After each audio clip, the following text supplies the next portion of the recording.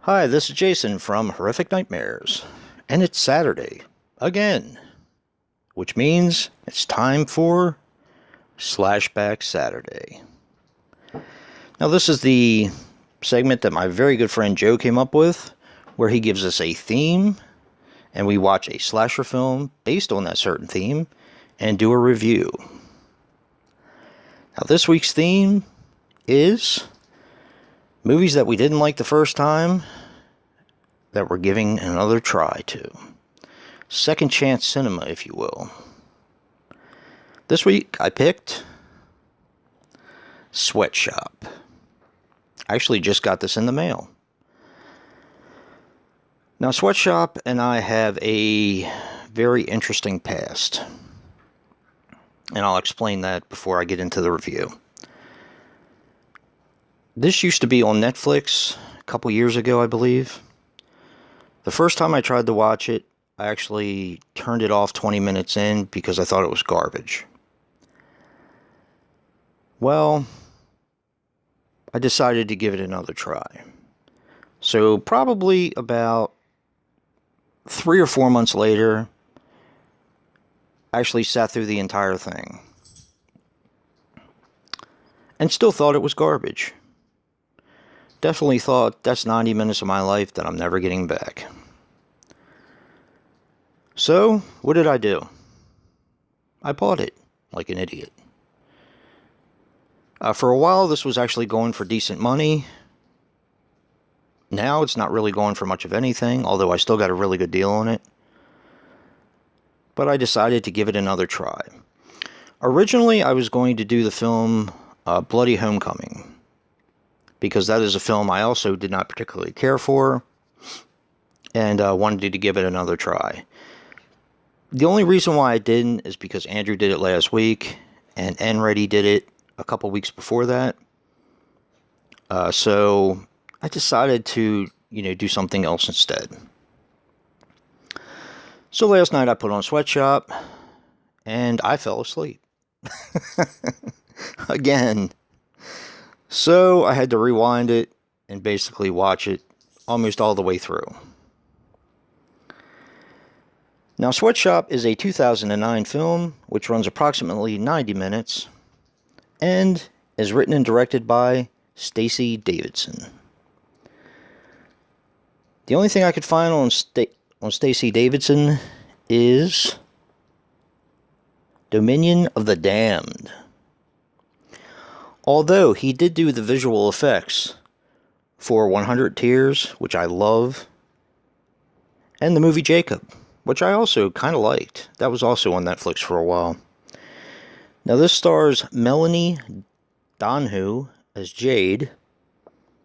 She was in Drawing Blood, which I believe, if I'm not mistaken, is a trauma film, and a movie called Sway. This also stars Patton Wetzel as Scotty Boy. He was in Jacob, Witchcraft 13, and The Devil's Gravestone. This also stars Danielle Jones as Kim. She was in Jacob and Backroad. This stars Julian as Miko. He was in Knucklebones and The Final. And finally, Brent Himes as Wade. He was in Domain of the Damned and Mr. Hell. Okay, a brief synopsis on this film, because there really isn't much to it. A group of kind of punks, new wave sort of people want to use an old warehouse or a factory as a place to hold a rave.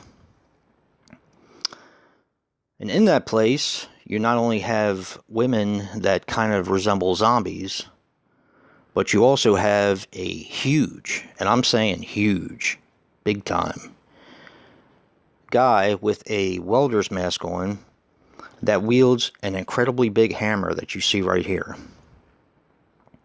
I mean, this dude is massive, and he wears some skin furs around his neck. He's a big dude.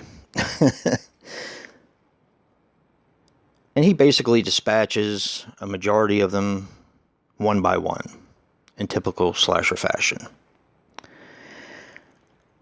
Now, some interesting things about this film. In the special features, this actually does have a motion comic prelude called Sweatshop, Hide and Shriek. And it basically tells a story of, it's a very short one. It tells a story of what happened before they got to the warehouse to put on this rave. It was basically scouted by a guy named Ghost, who took a girl there to have sex with her, and him and her are the actual first victims of the film, or of the comic book before the film.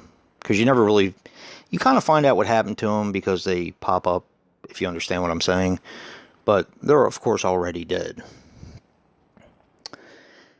And I thought this was actually really, really interesting.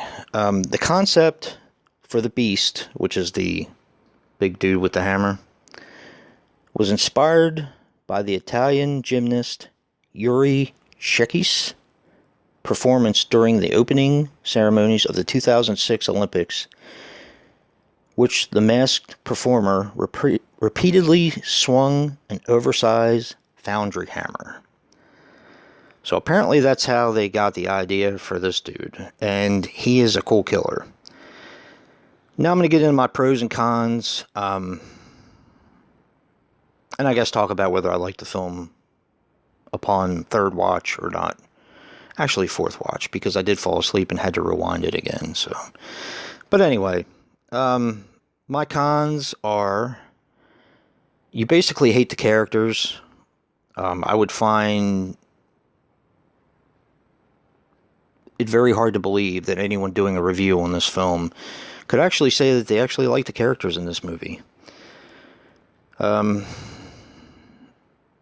mean, you don't really feel bad that they get killed. I put it that way. But they're just so freaking annoying. And they just kind of seem like trashy people. I don't know. Maybe it's just me. Also, the acting is pretty bad for the most part.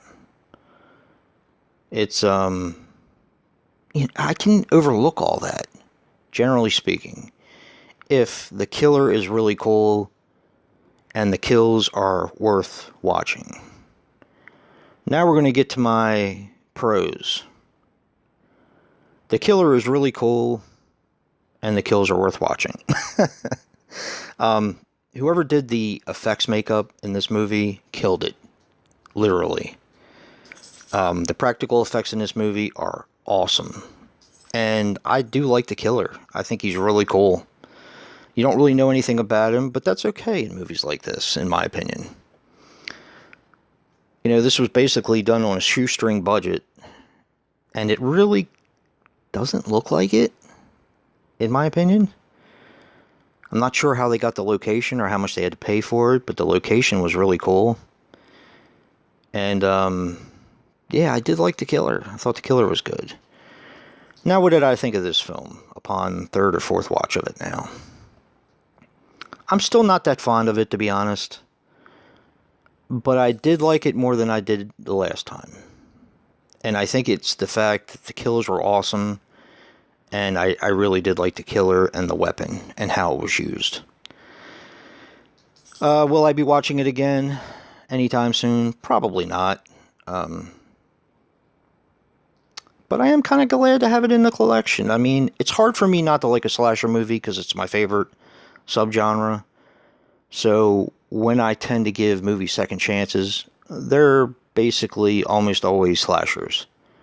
Because I want to like them so bad when I don't. So I'm glad I watched this one again. I am. Um, I liked it a little bit more. Yeah. But yeah, that Sweatshop.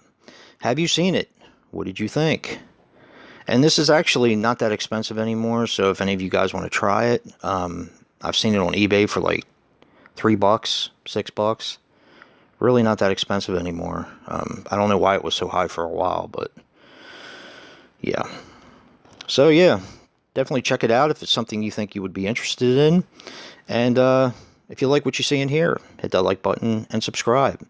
And don't forget to check out Joe, the Horror Man, to see what interesting topic will be for next week.